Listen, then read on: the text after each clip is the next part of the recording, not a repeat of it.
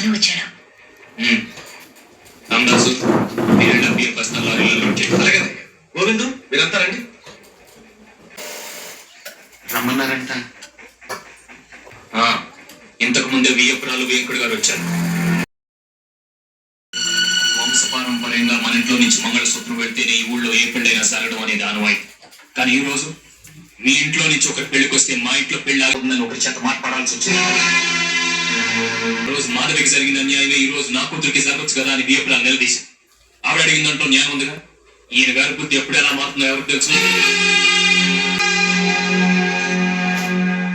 తండ్రిగా నా మాటకి ఎప్పుడూ విలువ ఇవ్వలేదు. నేను కొడుకే కదా అని అది చేయి ఇది చేయని చెప్పను లేదు.